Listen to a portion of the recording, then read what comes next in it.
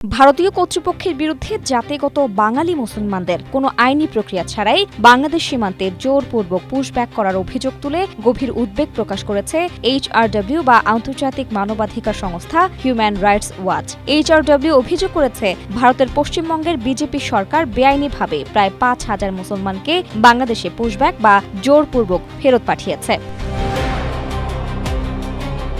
মুখ্যমন্ত্রী শুভেন্দু অধিকারী কলকাতায় সাংবাদিকদের নিজেই জানান, তার সরকার রাজ্যে ক্ষমতায় আসার পর অবৈধ অনুপ্রবেশকারী শনাক্ত ও বিতাড়নের নীতি গ্রহণ করেছে এবং এরই অংশ হিসেবে প্রায় ৫,০০০ মানুষকে ওপারে অর্থাৎ বাংলাদেশে পাঠানো হয়েছে। এছাড়া রাজ্যের সব জেলায় ডিটেনশন সেন্টার বা আটক কেন্দ্র স্থাপন করা হচ্ছে বলেও তিনি উল্লেখ করেন।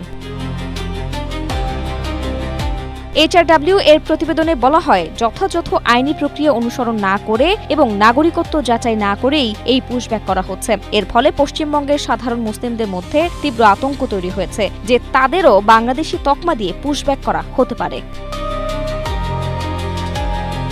প্রতিবেদনে আরও বলা হয়, ভারতীয় সীমান্তরক্ষী বাহিনী বা BSF ২০২৬ সালের ১ জুন থেকে একাধিকবার বাংলাদেশ সীমান্তে পুশব্যাকের চেষ্টা চালিয়েছে। এর মধ্যে পঞ্চগড় সীমান্তে প্রায় ৭৫ ঘণ্টা ব্যাপী একটি অচলাবস্থার ঘটনাও উল্লেখ করা হয়েছে, যেখানে কয়েকটি পরিবার সীমান্তের জিরো লাইনে মানবেতর পরিস্থিতিতে আটকা পড়ে।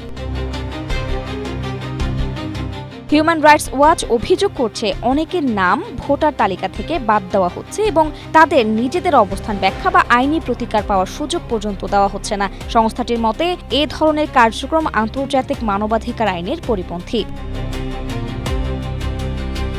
এ পরিস্থিতিতে ভারত ও বাংলাদেশ উভয় দেশকেই মানবাধিকার ও আন্তর্জাতিক আইনের প্রতি শ্রদ্ধাশীল থেকে জোরপূর্বক বহিষ্কার ও পুশব্যাকের মতো কর্মকাণ্ড বন্ধ করার আহ্বান জানিয়েছে হিউম্যান রাইটস ওয়াচ।